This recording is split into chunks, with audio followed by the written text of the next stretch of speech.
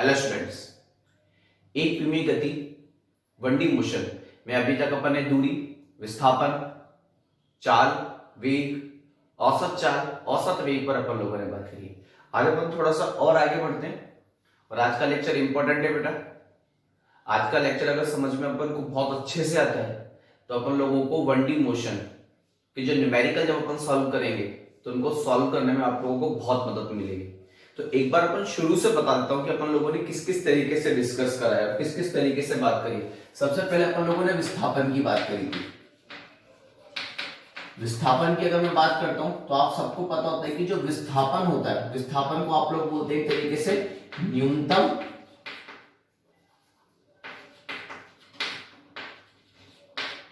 Path की लंबाई। न्यूनतम पाथ की लंबाई को अपन लोग क्या बोलते हैं, एक तरीके से विस्थापन बोलते हैं। और आप सबको पता होता है कि जो विस्थापन होता है वो एक आप लोगों के पास कौन सी राशि है, सदिश राशि है। इसका मतलब इसके पास परिमाण भी है, तो इसके पास आप लोगों के पास क्या एक तरीके से दिशा भी है। ये बात अपन लोगों ने करी थी। लेकिन इसका जो इंपॉर्टेंट चीज मैंने आपको बताई थी कि जो विस्थापन होता है, विस्थापन किस तरीके से अपन लोगों ने देखा था कि मान लीजिए कि कोई भी एक कण है जो कि ए से लेके कहां तक जाना चाहता है, बी तक।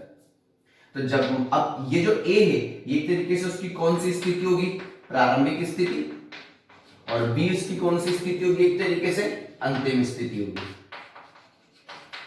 ठीक, और फिक्स है कि अगर मेरे को इसकी स्थिति मापनी है तो कोई ना कोई एक निर्दिष्ट अंतर लेना पड़ेगा। 0 0 यहां पे ले लिया y और यहां पे ले लिया x।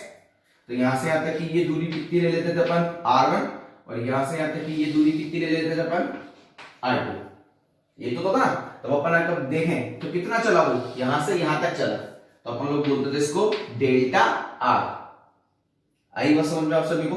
अब डेल्टा आर मतलब यहां से लेके यहां तक r2 और यहां से यहां तक r1। तो r2 माइनस r1 करूंगा तो ये वाली डिस्टेंस आएगी कि नहीं, ये हो जाएगा r2 माइनस r1। तो ये चीज था। अब ये था आपके पास r1 प्रारंभिक स्थिति सदिश, अंतिम स्थिति सदिश, और उन दोनों का जो अंतर है वो आपके पास है विस्थापन सदिश। तो याद करो विस्थापन को अपन लोगों ने ऐसे भी लिखा था, स्थिति सदिश में परिवर्तन। अब परिवर्तन का मतलब आप सबको पता होता है, परिवर्तन का मतलब होता है अंतिम माइनस प्रारंभिक। तो अपन लोगों ने इसको इस तरीके से लिखा था, अंतिम स्थिति सदिश माइनस प्रारंभिक स्थिति सदिश। तो अपने पास जो विस्थापन सदिश आया था, अंतिम स्थिति सदिश कितना होता है, r2 वेक्टर माइनस का r1 वेक्टर। तो अपन लोगों के पास जो विस्थापन सदिश आया था वो आया था डेल्टा r वेक्टर बराबर r2 वेक्टर माइनस का r1 वेक्टर। मतलब जो आप लोगों के पास स्थिति सदिश में परिवर्तन होगा वो परिवर्तन किसके बराबर होगा, विस्थापन के बराबर होगा। और अपन सबको पता है कि जो भी निकाय वो एकदम सीधे पाथ में भाग रहा है, और अपन तो अभी तक तो यही मान के चल रहे हैं कि वो अपनी दिशा को परिवर्तित नहीं कर रहा है, हमेशा एक सीधे पाथ में ही गति कर रहा है। तो आपको पता है, मैंने बताया था कि अगर कोई भी निकाय बिना अपनी दिशा बदले एकदम सीधे पाथ में चलता है तो उसके द्वारा अब तय दूरी या उसके द्वारा तय विस्थापन क्या होते हैं, दोनों हमेशा बराबर होते हैं। आगे बस अगर मेरे से कोई पूछे कि यहां से यहां तक विस्थापन बताओ तब भी तो डेल्टा आर बोलूंगा, और मेरे को कोई बोले यहां से यहां तक दूरी बताओ तब भी तो डेल्टा आर बोलूंगा मैं।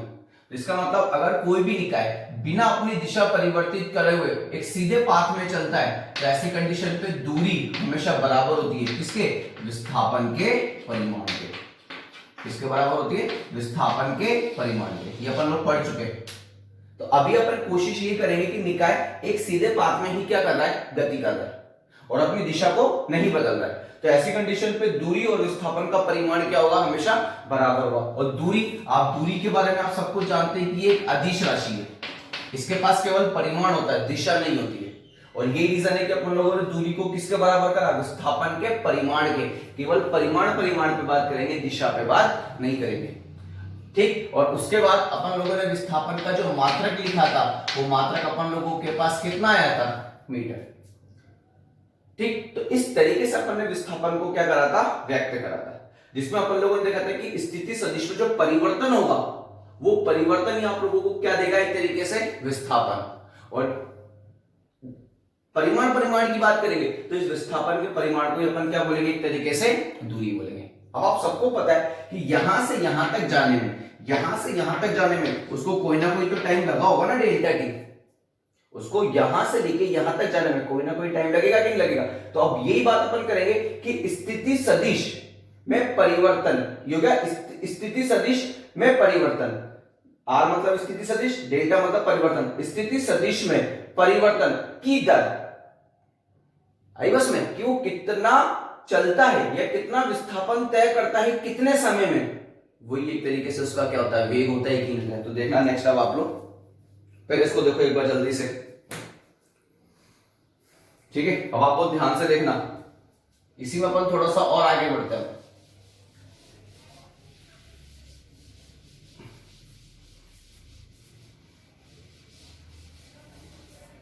इसमें अपन थोड़ा सा और आगे बढ़ते हैं। अब अपन बात करते हैं वेग पर।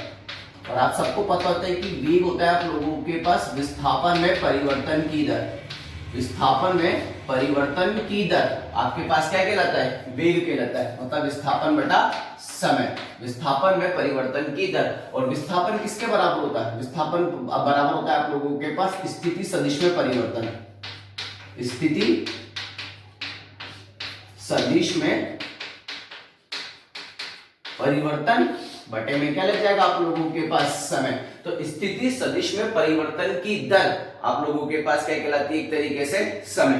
तो ऐसी कंडीशन पे v बराबर आप लोगों के पास कितना हो जाएगा, स्थिति सदिश में परिवर्तन मतलब डेल्टा आर अपॉन में कितना जाएगा आप लोगों के पास, डेल्टा टी हो जाएगा। तो अपन इसको किस तरीके से लिखते हैं सकते हैं, इसको अपन लिखेंगे r2 vector minus r1 vector upon में कितना जाएगा, t2 माइनस t1।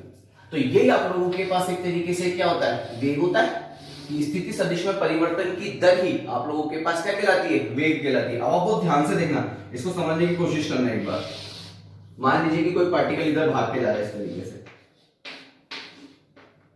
तरीके से भाग के जा रहा है। अपन ने ए से उसको देखा, मतलब ए पर अपन लोगों ने टाइम स्टार्ट करा। तो ये जो ए पॉइंट होगा ये एक तरीके से इसका क्या होगा, प्रारंभिक स्थिति होगी कि नहीं होगी, प्रारंभिक स्थिति। और मान लेते हैं कि यहां से यहां तक की ये दूरी आप लोगों के पास कितनी है, x1। या फिर अपन मान लेते हैं ये दूरी आप x मान लेते हैं x1।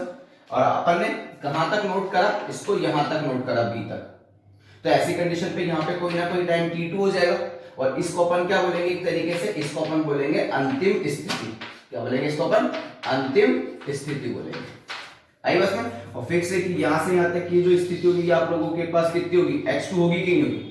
अब ये टोटल x2 ये x1, तो उसने कितना चला, उसने यहां से लेके यहां तक चला कि नहीं चला। और ये होगा आपके पास डेल्टा x। और इस डेल्टा x को चलने में उसको कोई ना कोई टाइम कितना लगा होगा, डेल्टा t टाइम लगा होगा कि नहीं लगा होगा।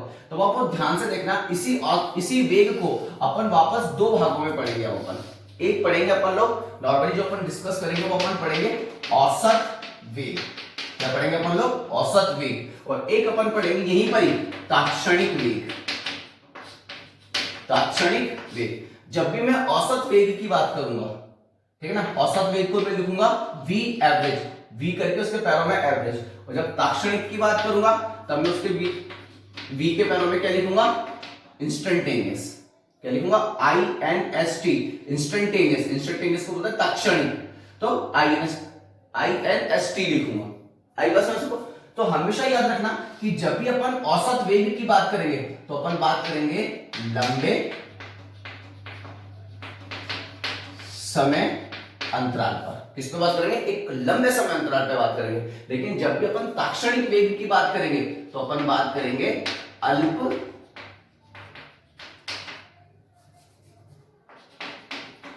समय अंतराल पर। आगे बात में तो हमेशा याद रखना कि जब भी औसत वेग की बात करेंगे तो लंबे समय अंतराल पे बात करेंगे। और जब भी तात्क्षणिक की बात करेंगे तो अल्प समय अंतराल। अल्प मतलब फिक्स है कि डेल्टा टी इक्वल टू कितना होना चाहिए, 0, टेंस टू 0।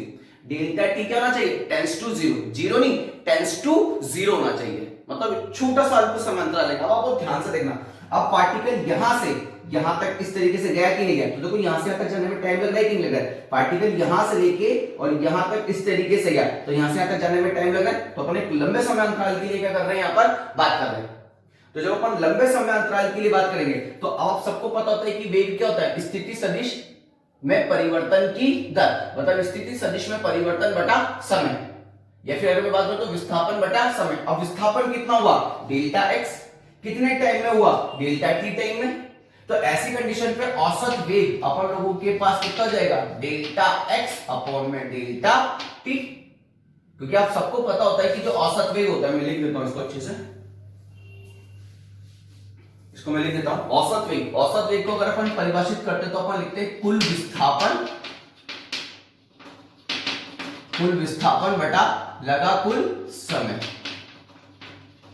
आगे बस में तो औसत वेग अपन लोगों के पास कितना हो जाएगा, औसत वेग कुल विस्थापन कितना हुआ यहां से तक, डेल्टा एक्स, कितने टाइम में हुआ अपन लोगों के पास, डेल्टा टी, तो ये हो जाएगा डेल्टा एक्स अपॉन में डेल्टा टी।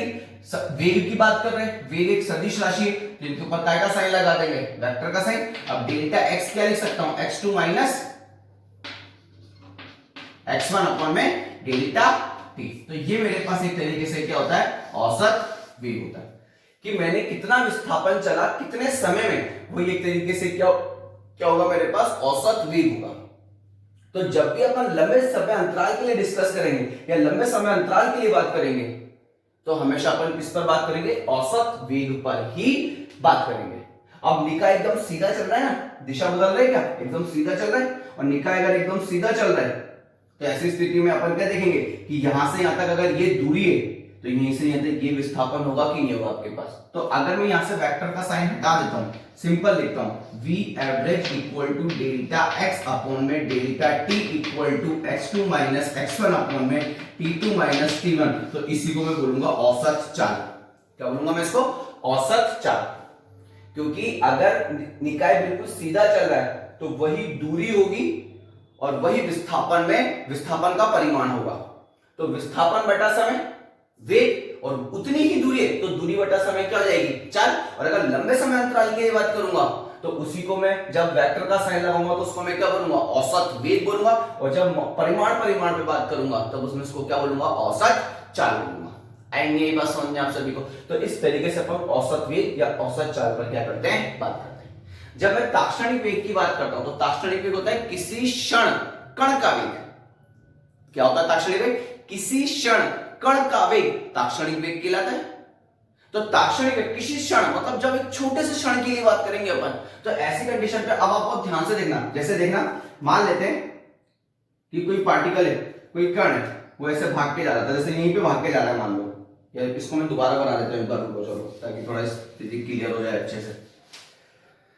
देखना अब आप लोग, मान लो कि ये पार्टिकल का भाग के जा रहा है, अपन को इसका ताक्षणिक वेग निकालना है, तो अपन ने क्या करा, यहाँ पे देख, जब यहाँ पर पहुंचा P पर, तब अपन ने स्टॉप वॉच को ऑन कर दिया, तो फिर से यहाँ से यहाँ तक की स्थिति कितनी होगी आप लोगों के पास, x1, और जैसे ही Q पर पहुंचा वापस बंद कर दिया अपन ने स्टॉप वॉच, तो यहाँ से यहाँ तक कितना हो गया, x2, तो यहाँ से यहाँ तक x2, यहाँ से यहाँ तक x1, तो उसने टोटल कितना चला, उसने चला टोटल डेल्टा x।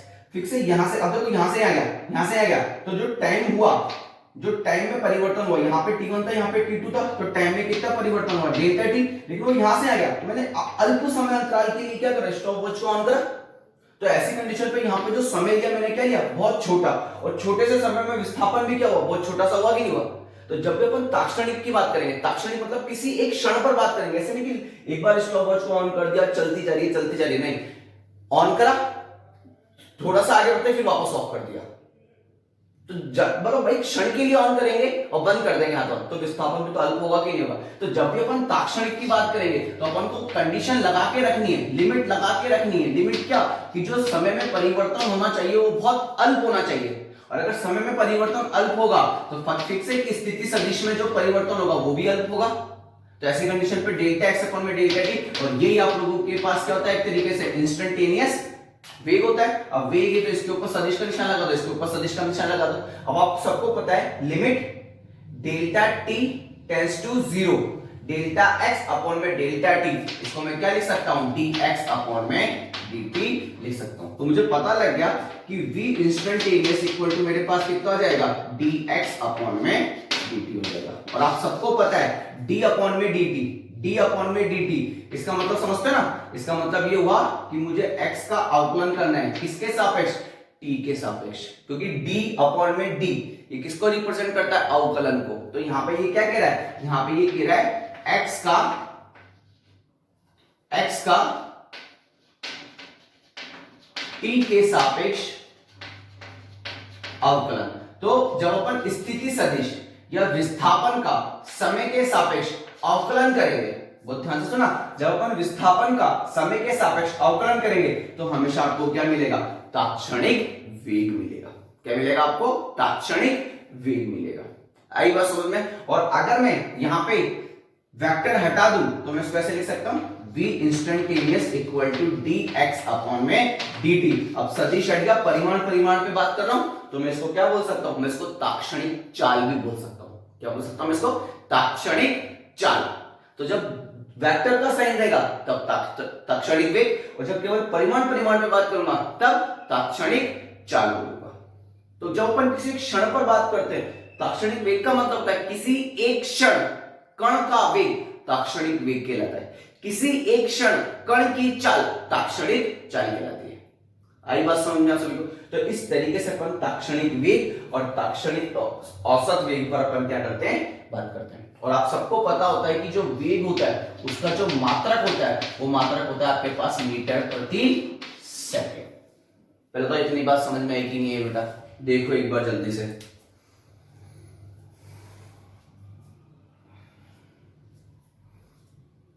चलिए आगे पर अब देखो, अब एक इंपॉर्टेंट टर्म और आती है अपन लोगों के पास यहां पे,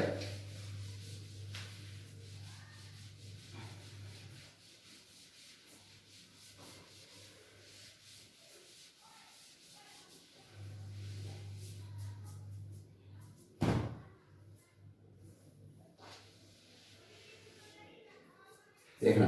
अब अपन बात करते हैं त्वरण पर। बहुत ध्यान से देखना बेटा। सबसे पहले अपन लोगों ने बात की थी स्थिति की। स्थिति में परिवर्तन हुआ तो विस्थापन बना। बहुत ध्यान सुना, स्थिति में परिवर्तन हुआ तो विस्थापन बना। और स्थिति सदिश में परिवर्तन की दर मतलब जब समय के सापेक्ष, जब अपन समय के साथ बात करने लगे कि स्थिति सदिश में समय के साथ कितना परिवर्तन हो रहा है, तो वेग बना कि नहीं बना। तो बहुत ध्यान से देखना, ये बिल्कुल एकदम इस पर चलेगा। स्थिति पे बात करेंगे, स्थिति में परिवर्तन हुआ तो विस्थापन बना। स्थिति सदिश में परिवर्तन की दर आई तो क्या बना, वेग बना। अब फैक्ट है कि आप किसको चेंज होना पड़ेगा, वेग को चेंज होना पड़ेगा कि नहीं बना। अब तो जब अपन त्वरण की बात करते हैं तो अपन बोलते हैं वेग में परिवर्तन की दर, कि मतलब वेग आपका कैसे चेंज हो रहा है, कैसे परिवर्तित हो रहा है, ठीक ना, उसी को अपन क्या बोलते हैं, त्वरण बोलते हैं। तो जब भी अपन त्वरण की बात करेंगे तो बोलेंगे वेग में परिवर्तन की दर। इसका मतलब ये हो गया कि वेग में परिवर्तन बटा समय। अब परिवर्तन वर्ड लग गया, इसका मतलब यहां पे क्या लिखेंगे अपन लोग, एक तरीके से डेल्टा भी, इसको इधर लिख देते हैं अपन, वेग में परिवर्तन यहां पे लिख देता हूं। परिवर्तन का मतलब क्या होता है, अंतिम वेग माइनस प्रारंभिक वेग बटा लगा समय। तो ऐसी कंडीशन पे आपके पास ए बराबर कितना हो जाएगा, ए बराबर हो जाएगा डेल्टा वी अपॉन में डेल्टा टी। वेग की बात करें इसलिए सदिश राशि, तो ए वेक्टर बराबर हो जाएगा डेल्टा वी अपॉन में डेल्टा टी। अब इसको अपन कैसे लिख सकते हैं, v2 vector minus v1 vector upon में t2 माइनस t1। आगे बात समझ। तो अपन त्वरण को इस तरीके से क्या करेंगे, व्यक्त करेंगे। अब जो v2 होगा, v2 ये हमेशा किसको बताएगा, अंतिम वेग को बताएगा। और जो v1 होगा वो किसको बताएगा, प्रारंभिक वेग को बताएगा। t2 किसको बताएगा, अंतिम समय को बताएगा, अंतिम समय को बताएगा। और जो t1 है वो किसको बताएगा, प्रारंभिक समय को बताएगा। अब बहुत सी बुक क्या करती है, जो v2 होता है ना उसको लिख देती है v फाइनल, अंतिम वेग, अंतिम मतलब फाइनल, फाइनल का ले जाए। प्रारंभिक वेग को किससे लिख देते हैं, v इनिशियल। तो अपन इसको इस तरीके से भी लिख सकते हैं, देखना अपन इसको इस तरीके से भी लिख सकते हैं, v final minus v initial upon में t फाइनल माइनस का t इनिशियल। तो वेग में परिवर्तन की दर ही आप लोगों के पास क्या कहलाती है, एक तरीके से त्वरण कहलाती है। अब ये त्वरण भी दो तरीके का होगा, कौन कौन सा? सबसे पहला जब अपन बात करेंगे किस पर? औसत त्वरण पर। किस पर बात करेंगे? औसत त्वरण। औसत त्वरण मतलब ए एवरेज। अब औसत वर्ड आ गया, इसका मतलब आपको किस पर बात करनी है? लंबे समय अंतराल पर बात करनी है। और जब आप लंबे समय अंतराल पर बात करते हो तो इसको सिंपल सा लिखोगे A average equal to delta V vector upon में डेल्टा टी। तो ऐसी कंडीशन पे ए एवरेज इक्वल टू आप लोगों के पास कितना आ जाएगा? V final minus V initial upon में कितना हो जाएगा? टी फाइनल माइनस का टी इनिशियल। तो इस तरीके से अपन औसत त्वरण पे क्या करते हैं? बात करते हैं। वेग में परिवर्तन की दर ही त्वरण कहलाती है। स्थिति सदिश में परिवर्तन की दर वेग। तो जब अब देखो सिंपल सी बात है, स्थिति सदिश समय के सापेक्ष परिवर्तित हुआ तो वेग आया, वेग समय के सापेक्ष परिवर्तित हुआ तो क्या आ गया आपके पास? त्वरण आ गया। तो हर बार एक एक को परिवर्तित करते हुए चलना है आपको। तो वेग में परिवर्तन की दर, और जब लंबे समय अंतराल के लिए बात करोगे तो इसको अपन क्या बोलेंगे? एक तरीके से औसत त्वरण बोलेंगे। ठीक इसी तरीके से जब अपन बात करेंगे किस पर? तात्क्षणिक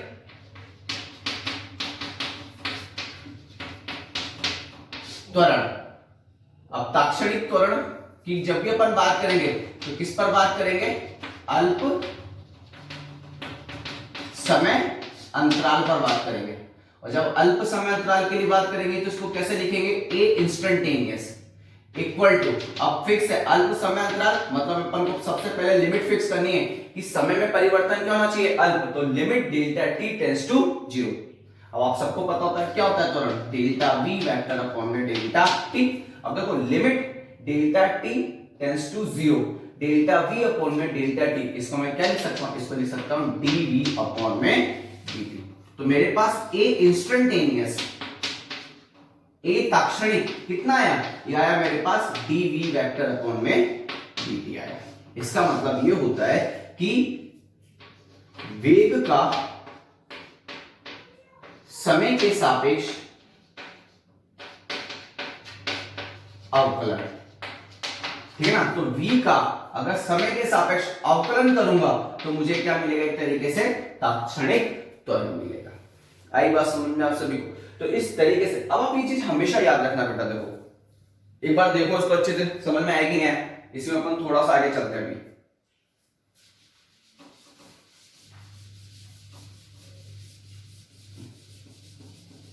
देखना आप लोग, इसको मैं दोबारा से लिख देता हूं। अब मुझे पता लग गया। अब एक चीज आप लोग याद रखना, जैसा अपन लोगों ने लिखा limit delta T tends to 0, delta V upon में डेल्टा टी, ये अपन ने एक पूरा एक्सप्रेशन लिखा। अब इसको बार बार नहीं लिखेंगे, इसको शॉर्ट फॉर्म में अपन कैसे लिखेंगे? डीवी अपॉन में डीटी।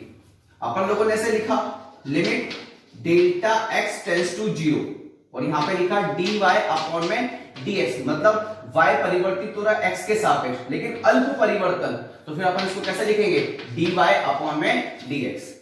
इसी तरीके से अपन लोगों ने लिखा limit delta t tends to 0, delta x upon में डेल्टा t, तो इसको कैसे लिखूंगा? dx अपॉन में dt।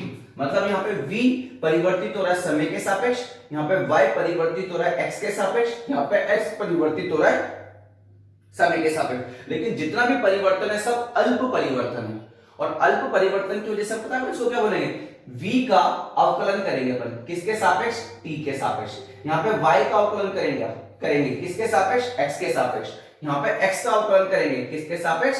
t के सापेक्ष। तो ये जो d अपॉन में, जैसे ये जो d अपॉन में dt होता है ना, या ये d अपॉन में dt है, या ये d अपॉन में dx है, तो ये d अपॉन में dx, d अपॉन में dt, d अपॉन में dt, ये एक तरीके से किसको बताता है? अवकलन को बताता है। और आपको किसका अवकलन करना है? यहाँ पर x का करना है, यहाँ पर v का करना है, और यहाँ पर y का अवकलन करना है। ये बात समझ में आएगी नहीं आप लोगों को? ठीक, देखो एक बार इसको पहले। ठीक, अब आप आगे देखना।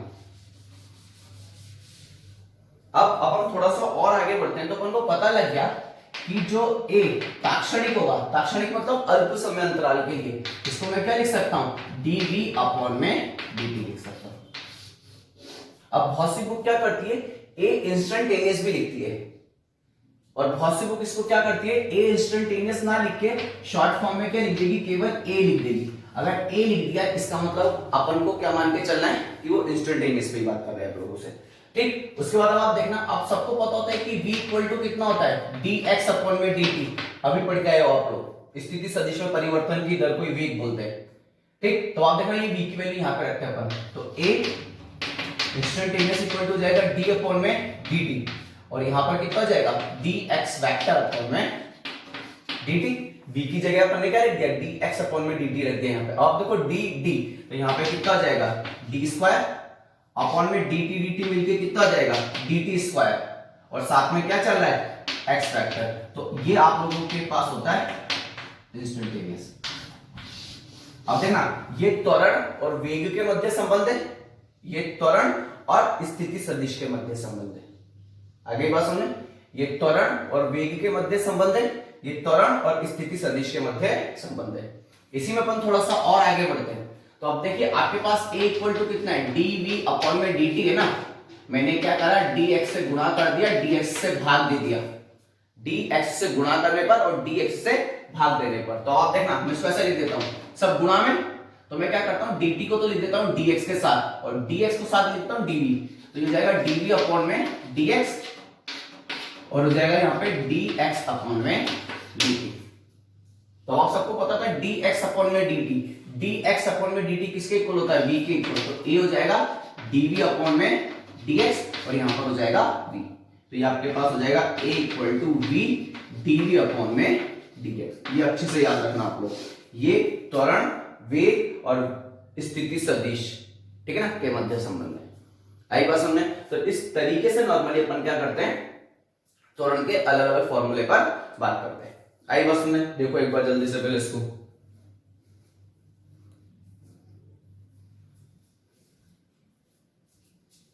इसमें एक चीज और देख लेना, मात्रक भी लिख देते हैं अपन त्वरण का,